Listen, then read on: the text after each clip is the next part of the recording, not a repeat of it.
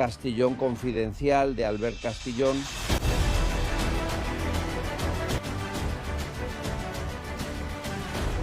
Bem-vindos, como vão, confidenciais? Obrigado por continuarem aí, já passamos da metade do mês de agosto. Vejam, o teatro fez efeito, assistimos à grande farsa, à grande peça teatral, à lavagem de imagem que o Marrocos quis fazer e que avisamos aqui que iria acontecer.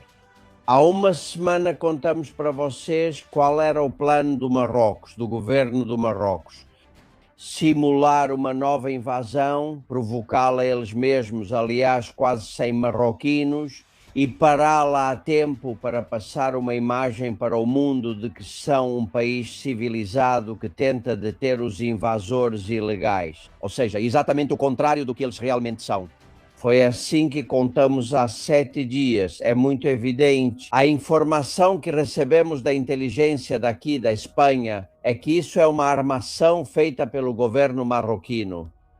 Não se deixem enganar. Se no dia 30 de julho cerca de 100.000 pessoas conseguiram entrar em Ceuta, foi porque em Marrocos abriram as portas para elas, mostraram o caminho. E os gendarmes coordenavam a operação por ordem do governo marroquino. Vimos inúmeros vídeos de como eles faziam isso.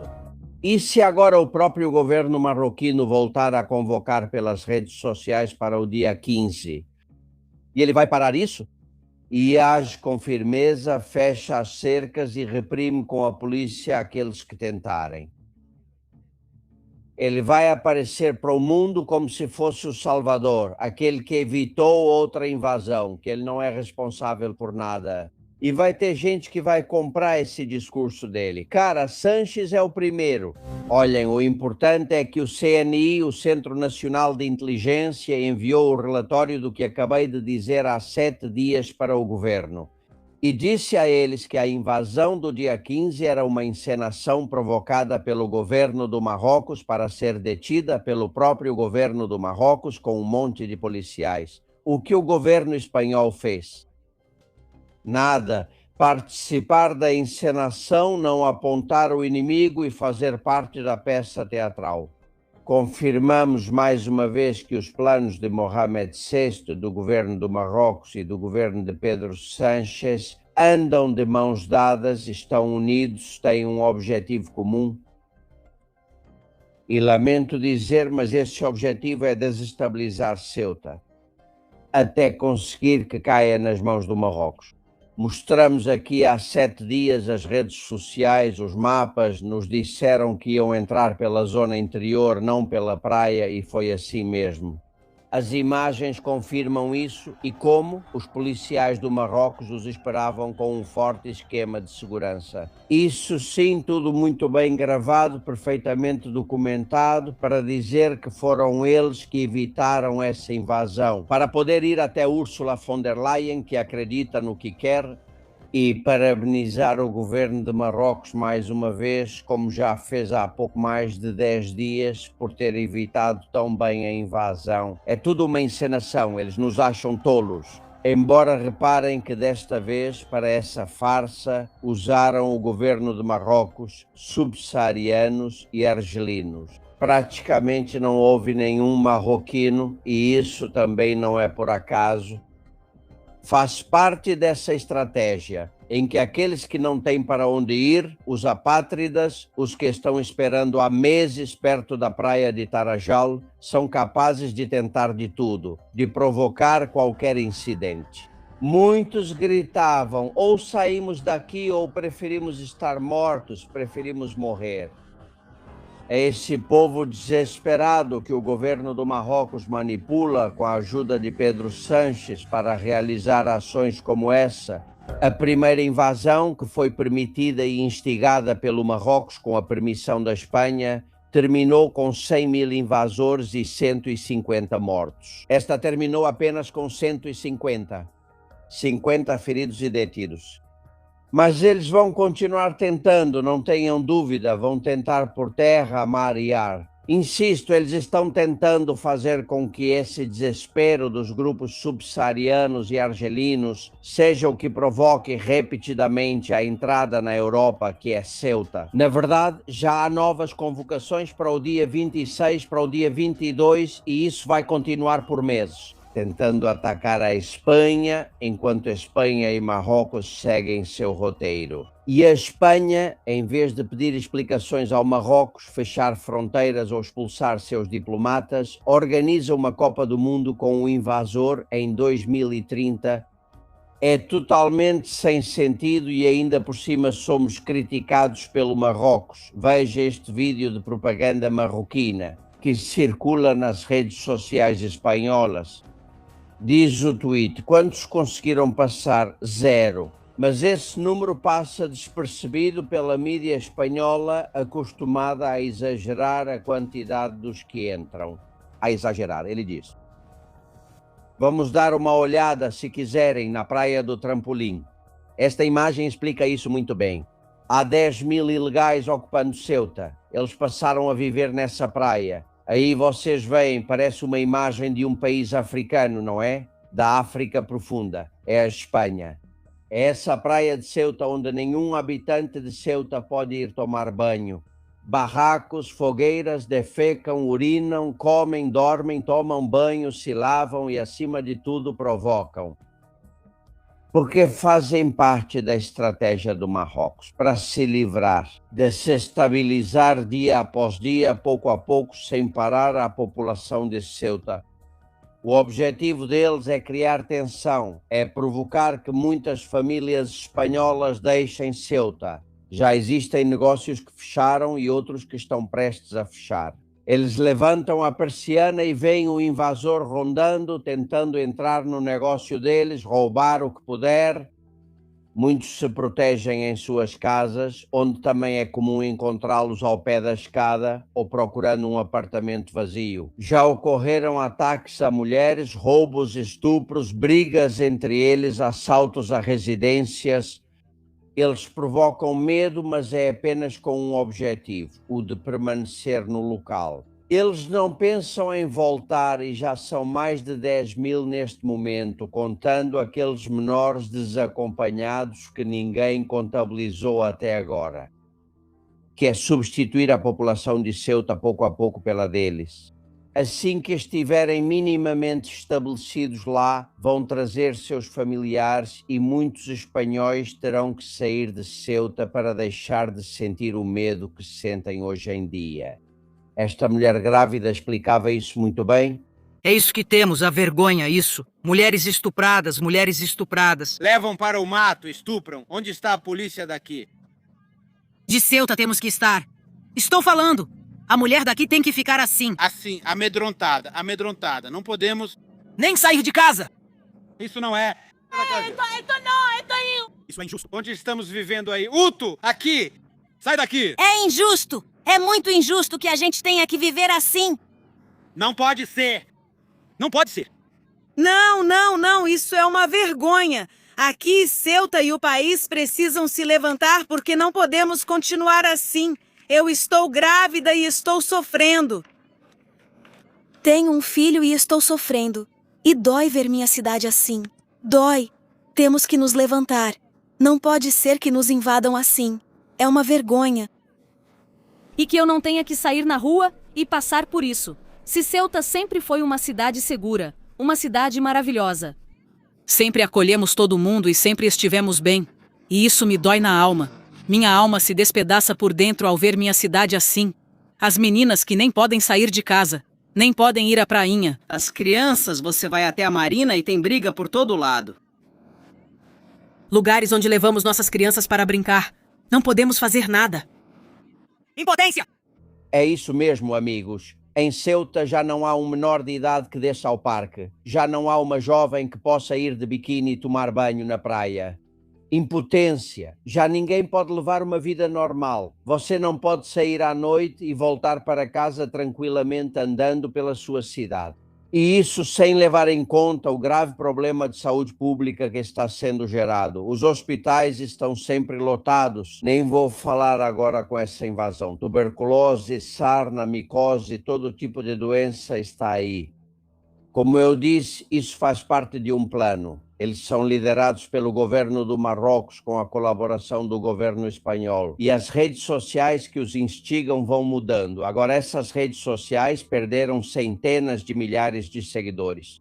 Em parte porque muitos perceberam que são falsas, que são bots, que aqueles que os manipulam para ir para um lugar, para outro, para entrar por aqui ou por ali. É o próprio governo que depois ou os deixa passar quando convém ou os espera com cacetetes para agredi-los. Essas redes sociais também serviram para buscar bodes expiatórios. Na primeira invasão, para encobrir, o Marrocos prendeu mais de 150 pessoas em castilhejos dizendo que foram os instigadores. Que importa quem eles pegam e do que acusam se os verdadeiros instigadores foram eles? Todos sabemos quais são as intenções de Marrocos. Ficar com Ceuta e Melilla, que nunca foram marroquinas, e com Sanches no poder, chantageado pelo Pegasus, eles vão conseguir. Mas quais são as intenções de Sanches ao deixar acontecer?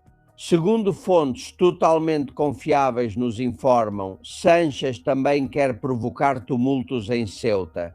Ele também pretende que em Ceuta ocorra uma situação de tensão máxima, como deseja o Marrocos. O Marrocos quer ocupar esse território espanhol.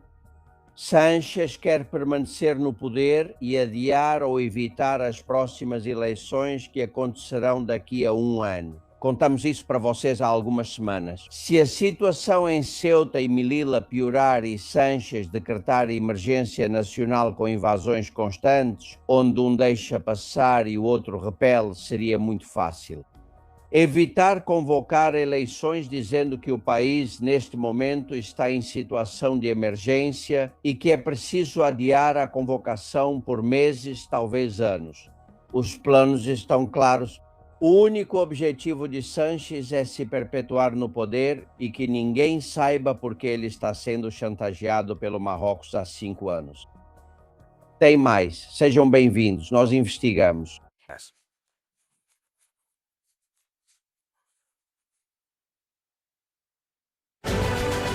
Castillón Confidencial. De Albert Castillón.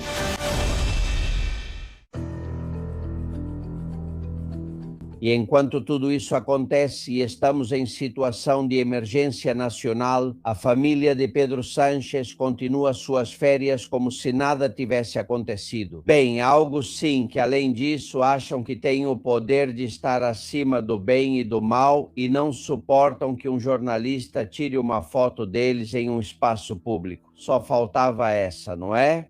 Vejam a cena que a mãe de Sanches armou, Magdalena Pérez Castellón e uma de suas filhas, a Inhoa. Ali, a Inhoa é a mais velha, é a psicóloga, aquela que tirou o diploma em Bristol há pouco tempo.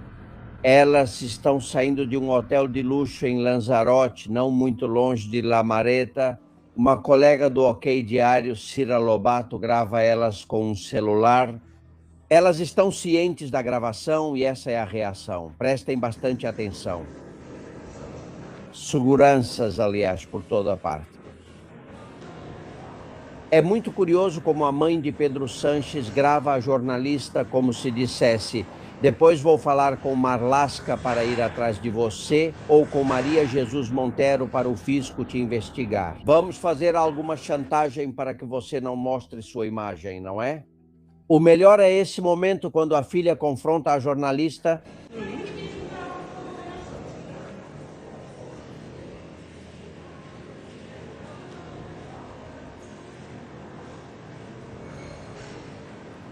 Vocês ouviram direito.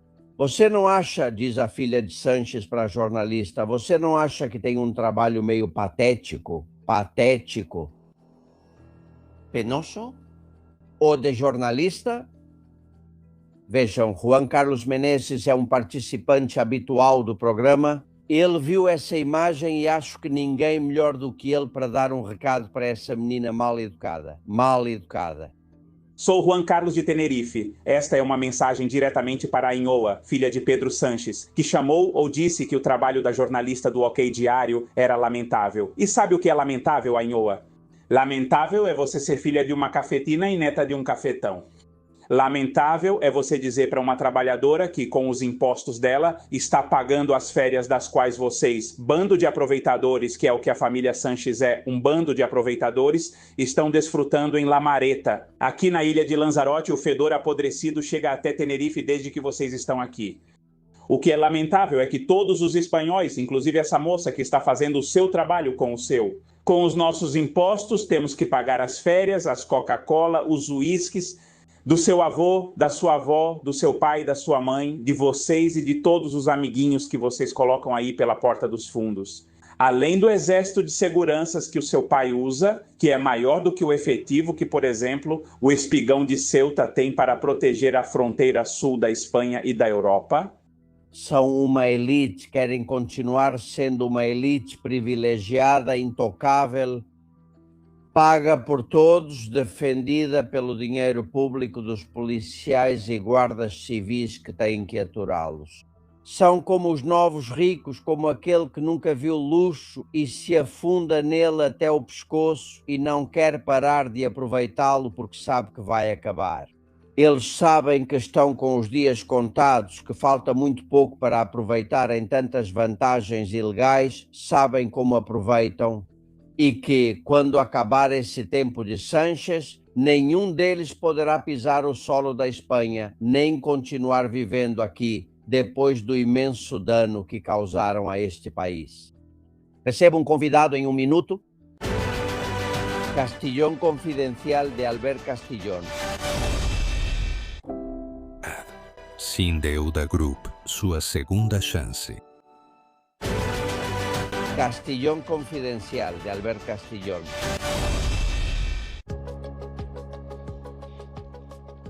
Estamos passando por dias complicados com terremotos, não estou me referindo ao de Granada, que foi um susto, claro, mas ficou nisso, só um susto, nada mais. Estou me referindo ao da Colômbia depois da Venezuela.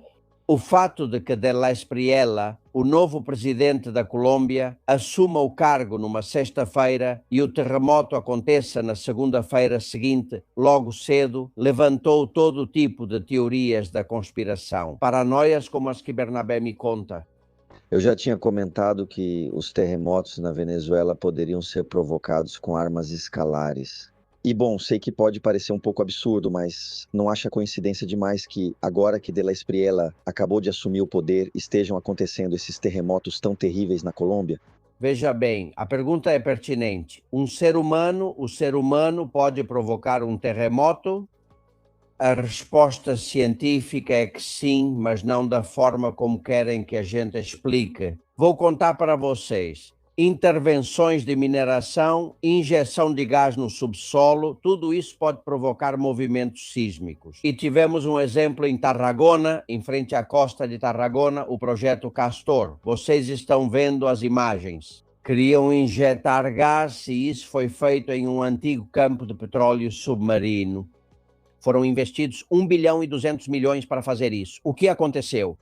Bem, essa bolsa de gás acumulada ali como reserva a quase 2.000 metros de profundidade começou a provocar movimentos sísmicos em toda a costa de Tarragona, cada vez mais. Até 500.000 movimentos sísmicos de diferentes magnitudes, o maior chegou a 4 na escala Richter. A partir daí, e estamos falando do ano de 2012, essa bolsa de gás foi desmantelada e os movimentos sísmicos em Tarragona acabaram.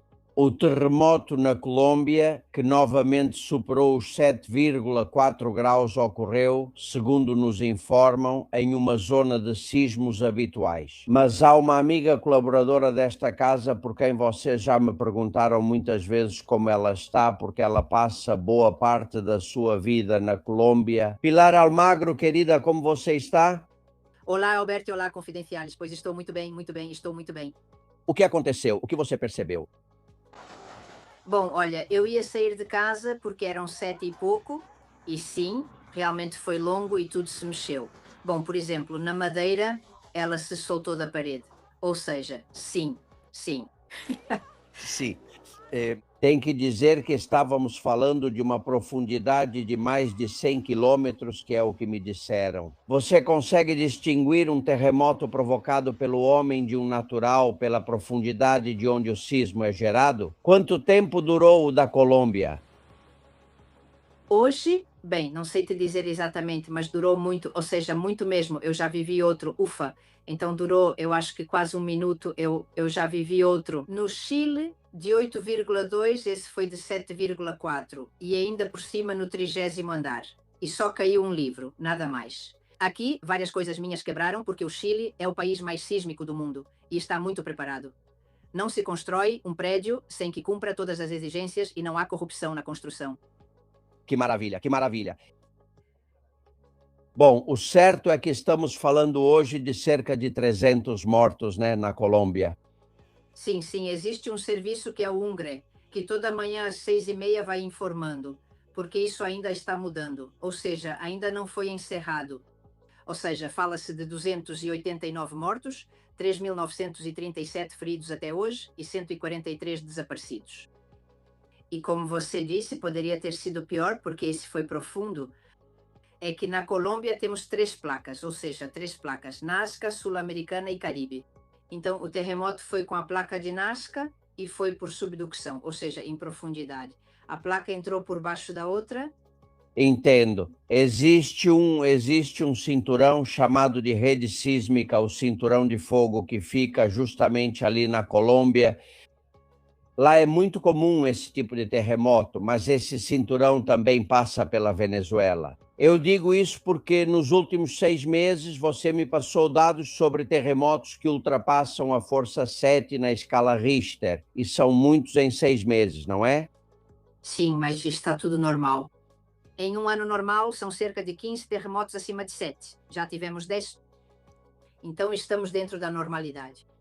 E tem de todo tipo, porque nós temos na Terra 15 placas principais e depois centenas de subplacas. E tem de todo tipo. Umas entram por baixo da outra, outras por deslizamento. A da Venezuela, por exemplo, essa foi por deslizamento e foi só a 2 quilômetros. Houve deslizamento lateral e o epicentro estava a 10 quilômetros de profundidade e não a 100, então, claro, foi muito mais grave. Embora tenha sido só de 7, é que além disso foram 2. Foi um de 7,5 e outro de 7,2. Aqui foi intermediário, 7,4, mas claro, lá houve 6.301 vítimas. Esse número é alto e deve crescer, pois ainda encontram vítimas atualmente. O fato de que De La Espriella tenha tomado posse e 48 horas depois tenha ocorrido esse terremoto, isso gerou muitas especulações. O próprio Gustavo Petro, que perdeu seu homem, perdeu as eleições no final, diz que a Colômbia não aceitou ajuda de outros países por culpa de La Espriella, por exemplo, da Espanha. Isso é verdade? Bem, Petro saiu imediatamente dizendo que havia um filtro ideológico nas ajudas que eram aceitas, para começar. A Colômbia tem uma equipe de elite com mais de 1.000 pessoas e cães preparados para isso. E, de fato, no terremoto da Venezuela estavam muito bem treinados e atuaram desde o primeiro momento. Isso para começar. Depois aqui, como é uma equipe de elite, faz parte do INSARAC, que é um grupo consultivo da ONU e só aceita equipes que tenham o mesmo padrão, como é lógico, não é? Para evitar uma Torre de Babel, dizem, ajuda desorganizada não é ajuda. Então, desde o primeiro momento, aceitaram Equador, Estados Unidos, Israel e El Salvador. Terceira coisa, quando aconteceu o terremoto, ainda estava à frente do Lungrit, a pessoa do Petro, não a da Espriella. Ou seja, De La Espriella tomou posse numa sexta-feira à tarde e isso foi na segunda-feira. Ou seja, no meio nem sequer houve dias úteis. Foram 2 dias não úteis, que era Javier Pava. Javier Pava, ou seja, quando Petro diz que há filtro hidrológico, deve ser do dele, porque ainda não tem do outro. E o novo, David Tamayo de La Espriella, no dia 12, ou seja, na quarta-feira, isso aconteceu numa segunda-feira, na quarta-feira ele troca e coloca o dele, que é David Tamayo. E diz literalmente, diz Tamayo chega para limpar esse ninho de bandidos, Então, bom, no fim das contas, sim, ele aceitou todo tipo de ajuda, não de grupos de resgate, mas financeira, sim. Por exemplo, a Espanha deu 1 milhão de euros, a União Europeia deu 700 mil, os Estados Unidos deram 15 milhões e meio. Falo dos que não têm retorno. Também houve empréstimos com retorno. Bem, a China, inclusive, e também aceitou ajuda material. Por exemplo, o Chile mandou 10 toneladas, a China também mandou tal coisa.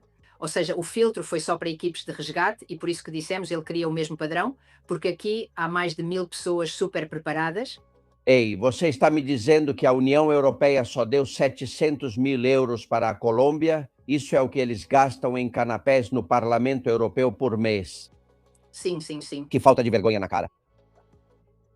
Sim, sim, ela deu isso. De qualquer forma, veja, Espanha, aqui o país que mais doa, que eu saiba, é para a Colômbia e depois para o Marrocos, nessa ordem. No geral, além do 1 milhão que ela doou... Isso acontecia até agora. Agora que Gustavo Petro não está mais, vamos ver. Porque para o Marrocos ela vai continuar dando, né? Aqui é mais complicado. Teve mais réplicas na Colômbia, aí onde você está? Sim, houve, mas foram bem pequenininhas e eu pessoalmente não percebi nenhuma. O que de La Espriella aproveitou foi para ir ao Chocó. O Chocó é a região mais pobre da Colômbia, que além disso tem um potencial turístico enorme, por exemplo, porque tem acesso tanto ao Pacífico quanto ao Atlântico, toda essa região. Então lá foi a região mais afetada, mas só houve, digo só entre aspas, 13 mortos, porque são casinhas pequenas, casas pequenas. Então de La Espriella esteve lá no primeiro dia. O que acontece? Ele esteve lá e no dia 4 também esteve lá e quer fazer um plano Marshall. Ou seja, de La Espriella está aproveitando a situação. Vamos ver se ele faz o que diz, tomara, mas uma das coisas que ele quer fazer é a descentralização do país. Aqui tudo está em Bogotá. Então não pode ser assim. Uma das regiões que sempre lutou contra isso, porque não pode ser desse jeito, é Medellín, que chamavam de Catalunha da Colômbia, não é? Medellín é uma maravilha, é uma preciosidade.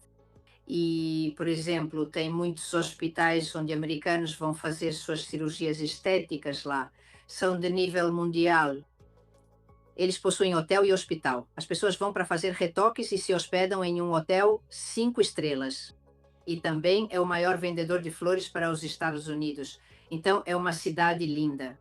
Então, o que de La Espriella quer fazer é descentralizar o país e reduzir o Estado em 40%. E vai começar por Chocó, justamente por causa do terremoto. Fico feliz. Começar do zero, agora que só há ruínas em muitos lugares, né? Bom, fico feliz que você esteja bem. A pia precisa ser consertada. Sei que alguns dos seus negócios pararam por causa do terremoto. É inevitável. O importante é o que é. E agora é salvar vidas e cruzar os dedos. Porque depois da Venezuela, Colômbia, já não vou mais para a Indonésia, mas que a terra pare um pouco, né? Que nos deixe um pouco em paz, né, Pilar? Para chegar à média, faltam 5 no que resta do ano. Faltam 5. Faltam 5 acima de 7? Bom, espero que não seja onde você está. Um forte abraço, querida. Se cuida bastante. Um abraço confidencial. Castillón Confidencial de Albert Castillón.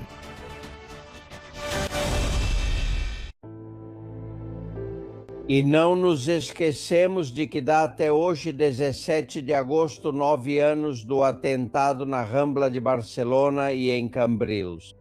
16 mortos e centenas de feridos, alguns deles crianças de pouca idade. Há uma homenagem esta tarde em Barcelona diante do monumento às vítimas do terrorismo. Quem conta é o seu presidente José Vargas. Olá, Albert. Nesta segunda-feira, 17 de agosto, faremos, como todos os anos, o 9º aniversário do atentado das Ramblas e de Cambrils. Como Associação de Vítimas do Terrorismo na Catalunha, nosso dever é sempre perpetuar a memória e a lembrança das vítimas do terrorismo. Este ato será realizado no monumento que existe na cidade de Barcelona, dedicado às vítimas do terrorismo. Fica na Avenida Meridiana, Fabra e Puig e Avenida de Janeiro. Faremos às 7 da noite. Esperamos a presença de vocês e que nos acompanhem neste ato tão pessoal e tão íntimo em lembrança das vítimas do terrorismo. Obrigado. Todo o nosso apoio, amigos. Senhores, tem mais. Castillón Confidencial de Albert Castillón. Te esperamos na Casa da Água com Gás Vichy Catalan.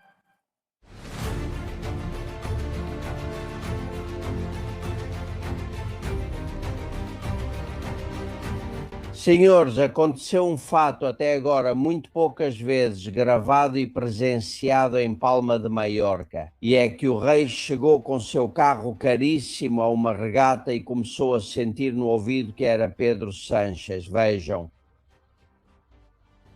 Invadem a Espanha e você festejando. O que acha de invadirem a Espanha enquanto você está na festa?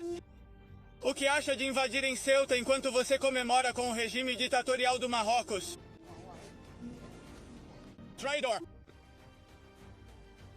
Vai ter que começar a se acostumar a ouvir essas coisas ou a assumir as rédeas do país. Acabou de contar Amálio de Marichalar. Olha, ele é conde, um dos grandes da Espanha com um sobrenome ilustre, patriota sem dúvida. E diz que acha que o rei deveria bater na mesa e aparecer em Ceuta, mesmo que Sánchez não goste. Por que ele não faz isso? Por que não se arrisca? Opiniões sobre o rei temos cada vez mais, mas acho importante que vocês as ouçam.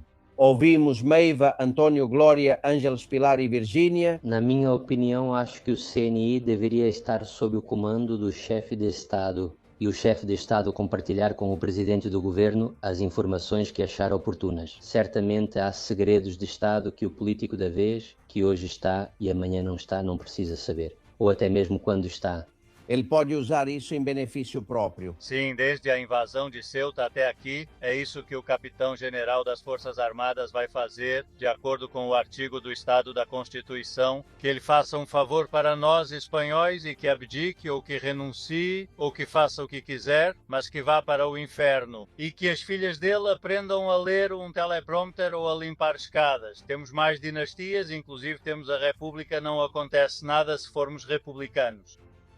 Sim, como Marichalar diz que mantém as asas cortadas, entendo que temos políticos como Vox, como Justiça Europa, como Movimento Nacional. Este novo que se unam com os militares com coragem, que se unam com os juízes com coragem, que se unam conosco e mandem o exército para Ceuta e que acabem com tudo isso, que é o que vai nos matar. Está nos matando. Isso vai chegar a Madrid depois de amanhã. Eu moro em Madrid e não quero isso. A única maneira de acabar com isso é lá, em Ceuta, e pronto.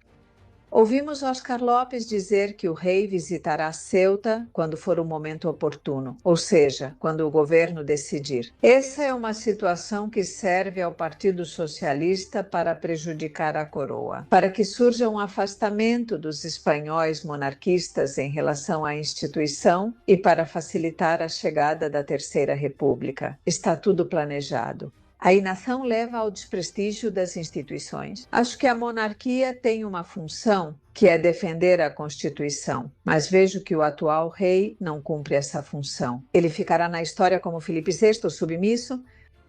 O rei pode viajar para Ceuta sem precisar de permissão do presidente do governo. Ele tem liberdade para ir a qualquer lugar do território espanhol. O que ele não pode fazer é realizar um ato institucional sem coordenar com o presidente do governo. Mas uma viagem privada ele pode fazer perfeitamente. Imaginem, se ele quiser esquiar, precisa pedir permissão, ele pode ir. Se não vai, é porque não quer. Ele também poderia fazer uma viagem privada para ver os ceutenses. Ele é covarde, traidor, canalha e medroso. Vejo nosso rei relaxado, sorridente, manda pouco, mas impõe menos ainda.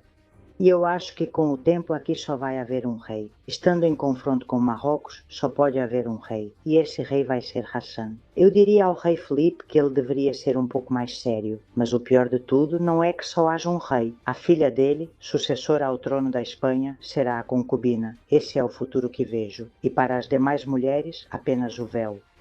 Virgínia, tomara que não seja verdade. Ela está se referindo a Hassan III, o filho de Mohammed VI, que dizem que vai assumir o trono muito em breve. E Pilar, minha querida Pilar, a viagem particular também está proibida para ela. Aqui, Fernando San Agustín nos contou que o rei pediu aos Sánchez: tudo bem, eu não vou, mas que minhas filhas, a infanta e a princesa, vão para Ceuta e passem 10 dias de férias lá. E isso foi proibido. Essa é a realidade. O que ele deve fazer? O que Amálio Marichalar acabou de lhe dizer: bater na mesa e aparecer em Ceuta. Que fique bravo quem quiser, que o Mohamed fique irritado, que o Sánchez rasgue as vestes, para mim tanto faz. É isso que o rei deve fazer e já está demorando. Sim, bom, ele já faz décadas que ele está demorando porque nunca pisou em Ceuta e Melilla, nem como príncipe, nem como rei. Já está na hora, né? Já está na hora. Ou ele vai visitar quando for do Marrocos ou com cotitularidade com o Marrocos.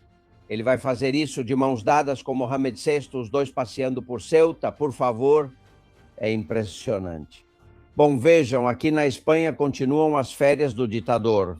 Embora estejamos investigando algo, fiquem atentos esta semana, porque nos parecia suspeito tantos dias de férias, não um mês. Não há nenhum governante europeu que tenha tirado tantas. Bom, a questão é que ele não está na mareta ou não está sempre na mareta. Contarei mais amanhã e nos próximos dias. Fiquem com a ideia de como é o ditador Sánchez, em qual palácio ele está, quantos seguranças ele leva. Cara, o detalhe da lancha me parece o mais importante. A foto do verão, essa imagem de Facebook todo dia de que o grande sátrapa vai mergulhar e é incapaz de pagar uma. Uma lancha privada pega uma lancha da Guarda Civil, coloca ali um adesivo para não dar para ver que é da Guarda Civil, e usa até a lancha da Guarda Civil para o seu próprio lazer. Claro, cobrindo o nome, porque a Guarda Civil vai acabar prendendo ele, e ele sabe disso. Isso é um símbolo, mas mostra muito bem como é o ditador, que é terrível.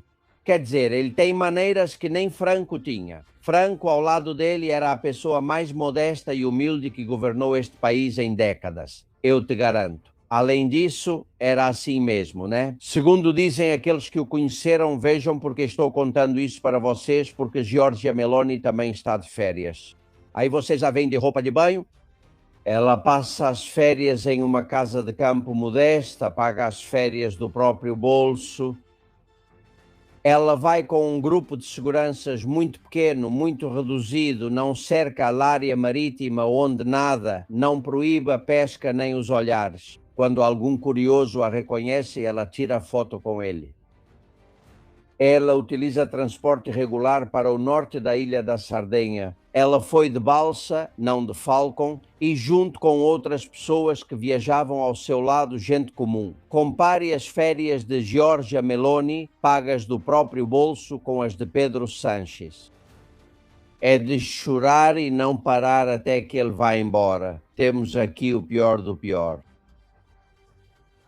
Eles querem dedicar algumas mensagens. Javier, Amélie, Mabel e Sisto. Por que não? Pedimos aos nossos compatriotas de Lanzarote que façam uma marcha verde até a Mareta para que ele veja como é bom estar lá. Quando te invadem de repente 1.000, 2.000, 3.000 ou 4.000 pessoas... Só quero dizer que estou convencida de que o que Pedro Sánchez fez com Ceuta é uma vingança pelo que estamos fazendo com sua bela esposa e com seu irmão. O que ele deve ao Marrocos? O que sabemos é que ele tem tanto medo de que descobramos o que deve ao Marrocos que acaba cedendo tudo ao Marrocos. Bem, se ele não nos diz, se não sabemos, mas sabemos, isso em princípio já deveria ser motivo para demiti-lo. De qualquer forma, querendo ou não, todos nós da Espanha ficamos diante da mareta e lutamos por isso. Ninguém vai ser capaz de enfrentar, falando vulgarmente, o Pedro Sánchez. É que não vai haver quem tenha coragem para dizer para ele de onde for, de qualquer órgão, para mim tanto faz. Você vai pagar por tudo de uma vez? Ninguém vai dizer isso para ele. Ninguém vai ser capaz de dizer para ele, olha, você é um tirano que vai apodrecer na cadeia. Porque tudo o que ele está fazendo é coisa de cadeia. Mas cadeia mesmo. Cadeia infinita. Eu te pergunto, Albert.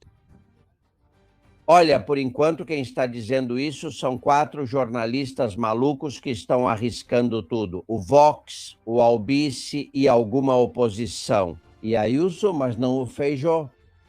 E alguns juízes em quem eu confio também estão dizendo isso para vê-lo na prisão, naturalmente, porque ele está cometendo atos ilegais um atrás do outro. Olha, O mais grave é ficar quase 4 anos sem orçamento e porque há um eclipse, ele gasta nisso, nessa festa, para ver o eclipse com os amigos dele, mas claro, quem paga somos nós. Isso é um escândalo. Em qualquer país diriam, o que o senhor está fazendo? Ou seja, você fecha, quando há um eclipse total, você fecha um centro astronômico para que as pessoas não possam ir. Só você e seus 300 amiguinhos. E aí Marlaska, Oscar Lopes, Ángel Victor Torres, Moran, e além disso eles contratam uma banda indie de que Sanches gosta muito.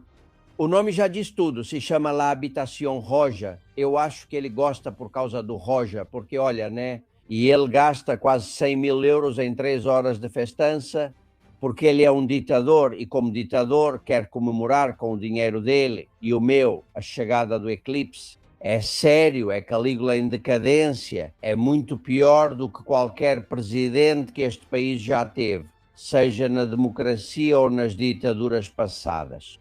E na última reunião do Conselho de Ministros, atenção, ele deu mais um golpe, apertou ainda mais o cerco, chamem como quiserem. Eu digo isso porque passou muito despercebido, é verão, ninguém presta atenção. Vejam, até agora, quando era preciso iniciar uma investigação contra a lavagem de dinheiro, o Banco da Espanha elaborava um relatório, enviava para a UDEF ou para a UCO, e esse relatório era a base anti-lavagem para buscar quem teria supostamente lavado dinheiro público. Bem, o governo agora assume esse poder, tirou do Banco da Espanha e de sua equipe a possibilidade de fazer isso. E será o próprio governo da Espanha que fará. Ou seja, a unidade anti-lavagem dependerá daquele que é suspeito de lavagem de dinheiro. Por exemplo, na Plus Ultra, que o caso está meio julgado, já nem falo do resto da família, os Coldos, os Sábalos e os demais. O controle desses casos já será do próprio governo e eles vão passar um relatório ou não para a UDEF e para a UCO ou para instâncias europeias para investigar a lavagem de dinheiro. Adeus. Outra forma de chegar ao final nas investigações contra a lavagem de dinheiro, justamente quando estão investigando Sanches, Zapatero e seu círculo mais próximo.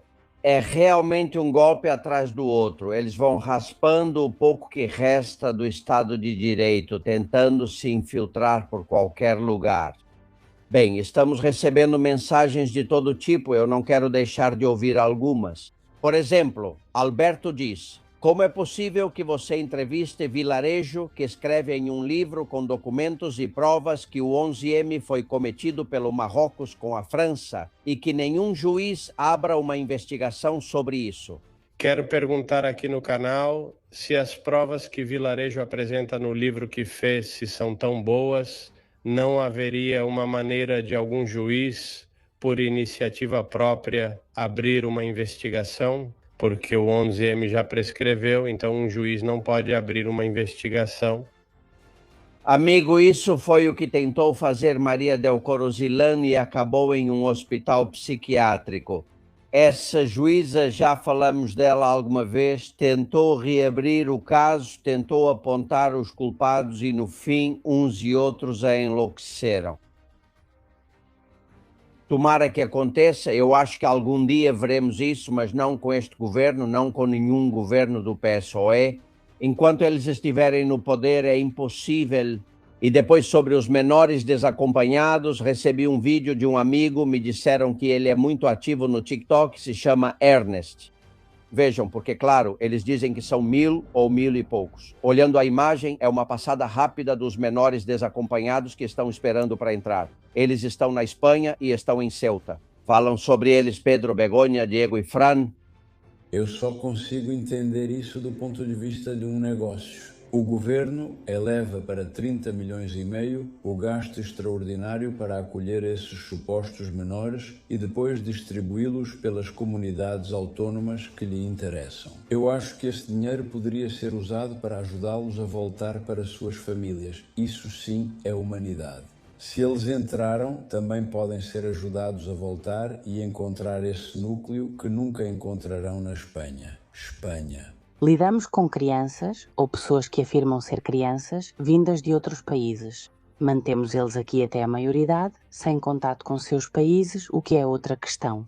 Se os pais não aparecem, não existem ou simplesmente ignoram, o justo seria que esse tempo que a criança passa em um orfanato fosse em seu país de origem. Por quê? Porque lá eles falam seu idioma, têm sua cultura, sua religião, sua alimentação. Então será que na Espanha estamos sequestrando menores? Estamos nos ajustando a uma lei absurda? Queria deixar uma referência aos menores de Ceuta. Eu não sei até onde esses caras do governo querem chegar. Por quê? O que eles querem? Que os espanhóis sumam. Quantos menores devemos acolher? Todos vindos do Marrocos? Ou seria melhor devolvê-los aos pais? Não, digo eu. Parece que esse pessoal quer cometer genocídio contra a gente, os espanhóis. Querem que sumamos daqui o que querem? E esses menores, que idade têm? Vêm com RG para comprovar a idade? Porque 99% nem são menores. Nem menores são, cara. Somos nós, pô, meninas, caramba. Vamos lá. Quem realmente acredita que um MENA custa mais de 4.000 euros para nós, espanhóis? A este governo ditador e corrupto até a medula, quanto mais menas vierem para cá, melhor para eles. Agora estou sabendo que o governo do Marrocos está chamando a gente, espanhóis, de sequestradores, dizendo que estamos sequestrando os filhos deles, que tem um monte de pais procurando esses menores. Você acha que isso é normal? Por que essa ditadura sancista quer que venham o máximo de menas possível? Mas mesmo assim, eles são amontoados em centros como galinhas. São jogados lá aos montes. Quanto custa? 4.000 e poucos euros por cada mena. Vão comprar Nike de ouro para eles? Ah, por favor, ainda tem gente ingênua que acredita nisso.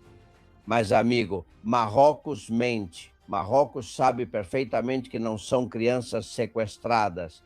Para Marrocos é conveniente mandar menores de idade, que os espanhóis cuidem deles, depois eles crescem, atingem a maioridade e fazem a reagrupação familiar, levando toda a família para a Espanha. E quando ficam mais velhos, com todo o dinheiro conseguido aqui, boa parte deles, às vezes a maioria, com a ajuda do governo, vão se aposentar em Marrocos. Portanto, sai uma criança pobre e anos depois volta uma família rica. Rica com o nosso dinheiro, claro, não com o deles. Marrocos faz parte do esquema que está jogando menores de idade na água. Para a rua, poucos se importam se morrem, a questão é que nós criemos os filhos deles com o nosso dinheiro público. É muito cruel o que estou dizendo. Olhem, temos fontes confidenciais em Marrocos. Recentemente, uma mulher deu à luz na rua porque no hospital não quiseram atendê-la. Recebo o vídeo de fontes confidenciais em Marrocos. Não vou dizer o nome dela por questão de segurança, vejam. Não, o Hospital Provincial Mohamed V de El Jadida. Uma mulher dando à luz na frente do hospital, senhores telespectadores. Isso precisa chegar ao Ministério da Saúde. Ela foi mal atendida no hospital e decidiu dar à luz do lado de fora. Isso deve ser comunicado urgentemente ao Ministério da Saúde. Não há força nem poder senão em Deus. Vejam onde essa mulher teve o bebê. Dublamos com inteligência artificial o que ela dizia em árabe, mas é exatamente o que ela disse. Não quiseram atendê-la. Ela foi embora, não aguentava mais e deu à luz na rua. Esse é o país que vai organizar a Copa do Mundo. Sim, sim, sim. E somos tão tolos que convidamos a Espanha para organizar a Copa do Mundo conosco ao mesmo tempo em que eles nos invadem. Isso precisa ser analisado. Bom, sabendo que há uma chantagem no meio, está tudo claro, né? Tudo faz sentido. Então tem mais coisa em Ceuta. Olhem o que a Ana me mandou nas escadas dos prédios de Ceuta. Dá para ver esse cartaz. Vão com cuidado, fechem bem a porta porque imigrantes se instalam aqui. Estão entrando na casa de uma vizinha do prédio. Ela teve que expulsar vários imigrantes. Eles estão procurando uma casa vazia. Isso acontece em quase todas as escadas de Ceuta. O medo continua, o terror continua. No bairro do Príncipe continuam as patrulhas cidadãs protegendo meninas menores de idade de possíveis estupradores. E quem faz isso é o povo da rua. Não é a polícia nem o Ministério Público. Muito menos a ministra, médica e mãe, que agora me dizem que vai aparecer. Depois que já aconteceu tudo. E todas as doenças que possam ter entrado, elas estão em Ceuta? Impressionante. Bom, mais imagens recentes. Quem me mandou foi o Carlos, direto do aeroporto de Tanger. Prestem bem atenção, no aeroporto de Tanger eles aparecem na imagem. As fotos são do dia 7 de agosto, Eles estão distribuindo exemplares do Alcorão em inglês, francês e espanhol. Dizem que isso é uma estratégia. E ao ver em grande escala, já vão treinando, né, sobre o que vai acontecer depois. Eu espero que não. Espero que não. Bom, e falando de transporte público, Chema, o colapso dos trens continua na Espanha. Bom, vou te mandar 3 vídeos para você ver como está a Renfe. Esses vídeos foram gravados por um amigo meu que, por acaso, encontrou minha família ontem em Madrid. Vou te contar. Essas pessoas tinham que pegar o trem às 6h15 da tarde de Madrid para Atocha. E supostamente tinha que chegar por volta das 8h15, 8h20 na nossa cidade, em Campo de Cristana. Qual foi a circunstância? Pois esses vídeos foram gravados às 9 da noite. Quero enfatizar que o transporte público realmente não está funcionando nada. Como sempre digo, gosto de lutar. Embora eu não esteja de férias, mesmo que estivesse de férias, eu iria lutar. Porque, acima de tudo, sou espanhol e não vou desistir nenhum dia. Estarei ao lado de vocês e lutarei junto porque merecem. E vocês nos trazem notícias muito claras e nos dão informações muito boas. Chema, quem dera você fosse Chema de Borbón e fosse rei da Espanha. Estaríamos mais protegidos. Me deem 1 minuto, tenho mais. Castillón Confidencial de Albert Castillón.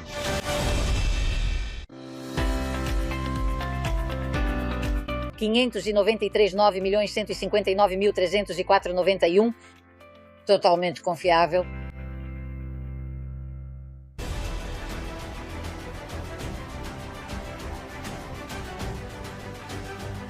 Últimas mensagens recebidas. Redação, vocês vão vê-la mais bronzeada, assim como eu. Susana Gás, conte para nós. Olá. Aqui seguimos o Albert na redação do Castillón Confidencial, como sempre recebendo mensagens e opiniões dos nossos confidentes. É o caso do Juan, ele diz que sofre muito com a situação que a Espanha está vivendo neste momento. Os bons espanhóis não merecem esse calvário que está sendo causado pelo PSOE e, claro, por todos os partidos de esquerda.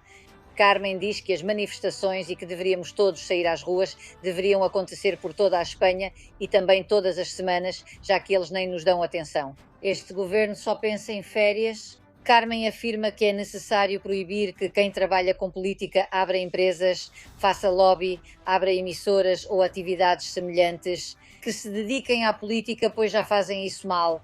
Miguel de Sevilha diz que entregamos o Saara ao Marrocos. Ainda há dúvidas sobre o futuro de Ceuta e Melilla.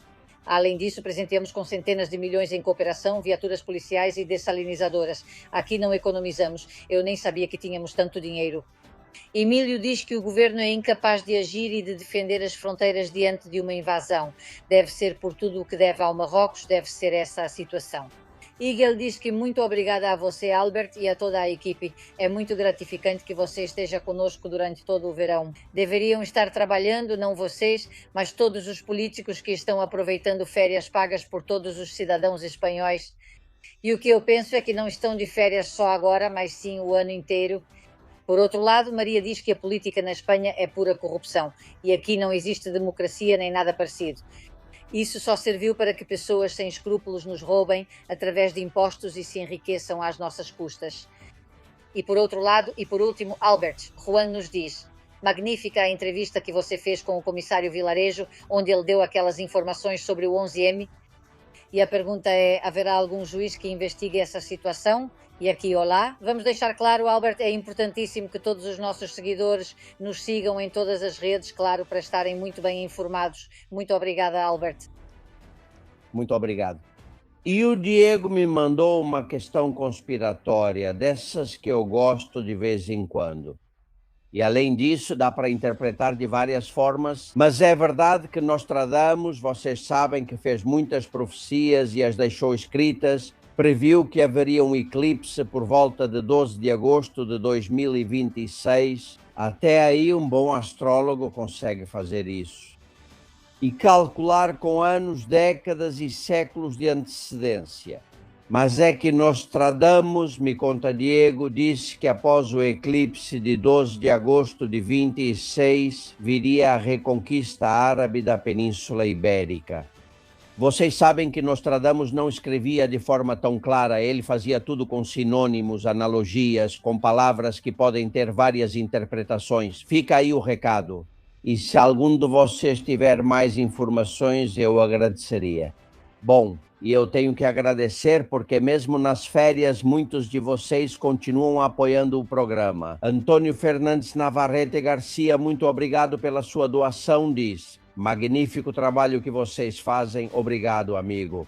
José Manuel GM, obrigado. Maria de Los Angeles B diz obrigado. Para uma pessoa e para uma informação verdadeira. Muito obrigado. Obrigado a você. E muito especialmente pela sua generosa doação a Luiz Melquiades RF, que me escreve 2 palavras e com isso nos entendemos. Pela Espanha. Como é fácil sentir-se compatriota de alguém que ama o seu país e como é difícil com tantos inimigos que existem, mas com o DNI espanhol vão sugando o país, tirando tudo o que podem até que fique seco. Aqui vamos tentar evitar isso. Bem, sobre o eclipse. Henrique me mandou o que poderia ter sido ver o eclipse com Sánchez, com Bolanhos, seu secretário, a empregada dele e até aparece a página. Vejam. Não.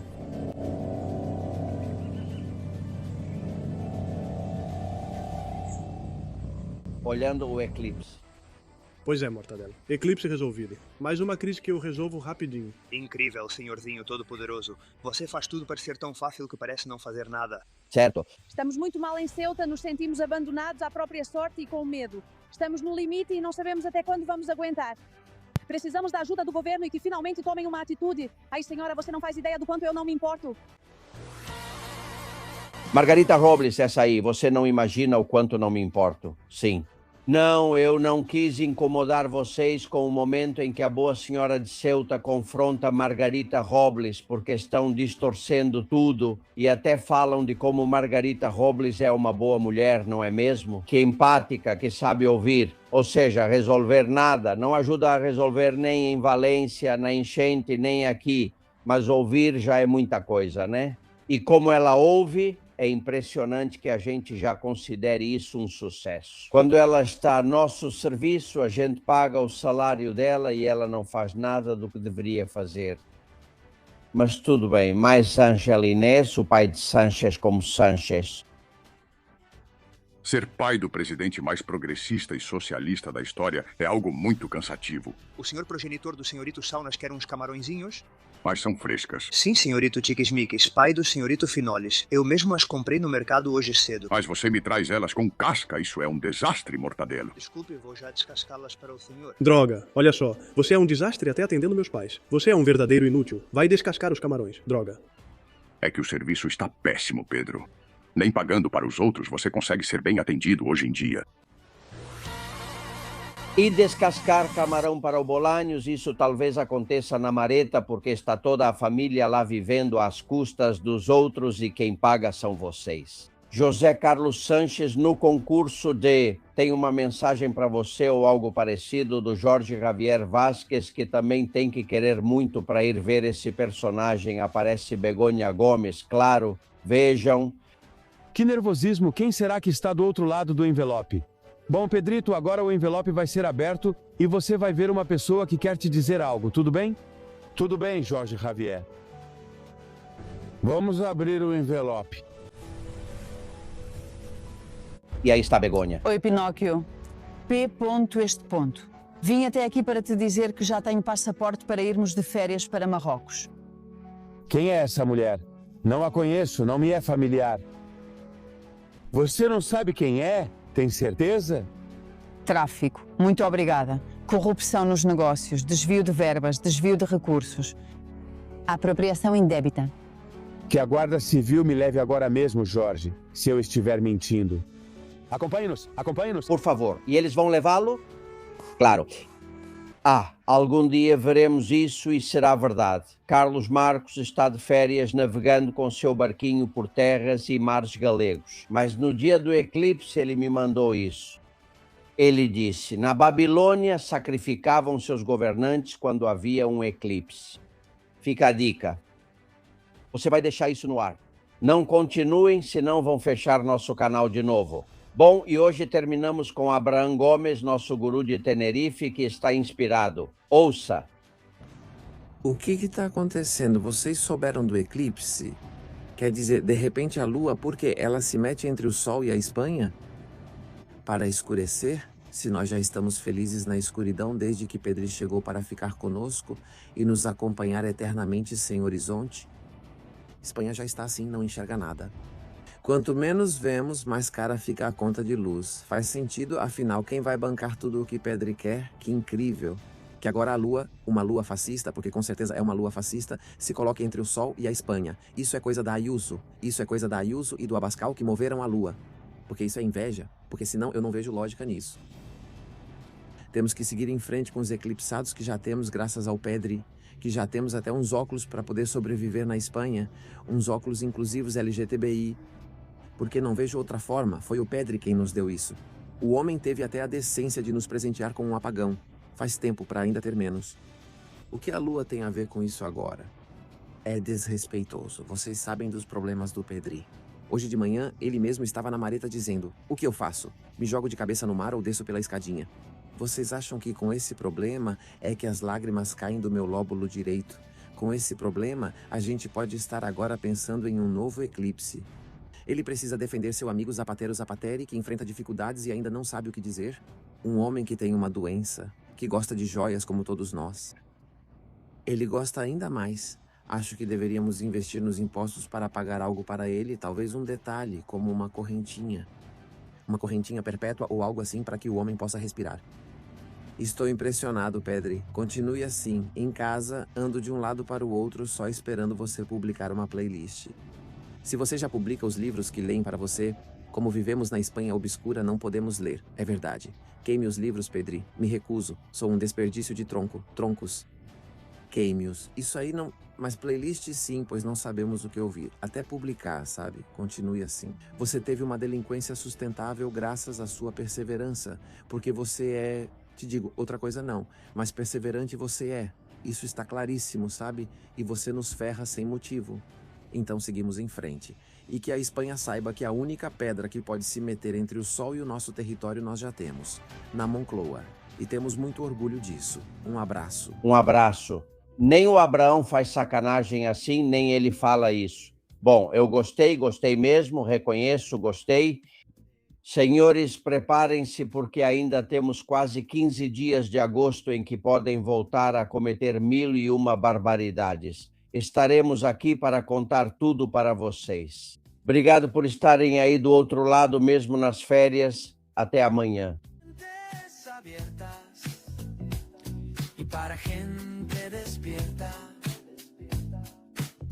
Desde la trinchera, las balas silban y no hay manera de salir allá afuera. Aquí la libertad tiene las alas de cera. Albert Castillo, Susana Gash, Tucci Castillo y demás. Muchas gracias.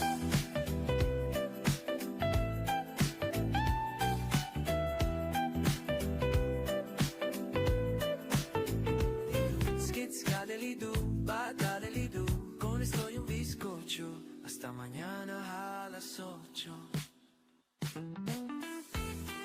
Castillón Confidencial de Albert Castillón.